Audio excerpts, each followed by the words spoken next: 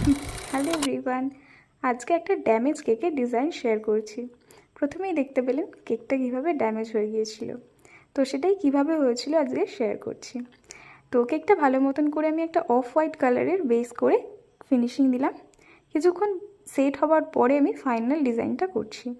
কেকটার cartoon টাইপের একটা cake ছিল, তো এই ধরনের ডিজাইন আমি খুব কমই বানাই, তাই যখনই বানাই আমি একটু নার্ভাস থাকি।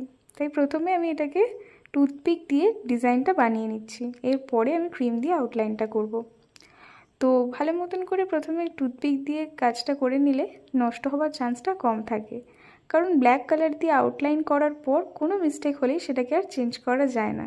এটা একবার চেঞ্জ করতে গেলে পুরো কেকটার ফিনিশিংটাই নষ্ট হয়ে যায়। তো আমরা কেউই চাই না কেকের ফিনিশিং নষ্ট হয়ে যাক, আমিও সেটা চাইনি, কিন্তু যেটা অ্যাক্সিডেন্ট সেটা হয়েই গেছে, তো সেটাই শেয়ার করছি। তো কাস্টমার আমাকে যেরকম রেফারেন্স পিকচার দিয়েছিল আমি চেষ্টা করেছি কিছুটা সেরকমই বানানোর। তো প্রথমে আমি কার্টুনটা বানিয়ে নিয়ে যে লেখাটা ছিল সেটাও লিখেছি।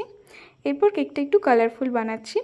প্রথমে যে কার্টুনটা আছে ওটার হাতে দুটো ফুলঝুরি বানিয়ে দিলাম।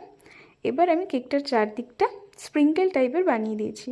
এই ধরনের স্প্রিঙ্কেল পাওয়া যায়, কিন্তু আমার কাছে এতটা কালারফুল স্প্রিঙ্কেল ছিল না, তো আমি ভাবলাম তাই ক্রিম দিয়ে এই ডিজাইনটা করে দেওয়া যাক, তাতে আরও সুন্দর দেখতে লাগবে।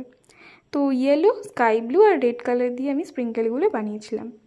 তো এটা যেহেতু একটা বেন্টো কেক ছিল, তো বেন্টো কেকের ক্ষেত্রে যে সমস্যাটা হয়, প্রথমে এটাকে আমাদেরকে বোর্ডের ওপর বানাতে হয়, তারপরে এটাকে বক্সের মধ্যে সেট করতে হয়।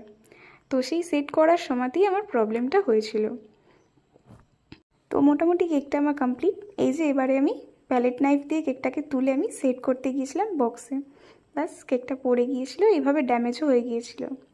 তো কাস্টমারকে যেহেতু আমাকে কেকটা বানিয়ে দিতেই হতো, তাই কিছুটা টাইম নিয়ে আবার ফিনিশিং করে আমি আবার ডিজাইনটা বানিয়েছিলাম। এটা ছিল ফাইনাল লুক।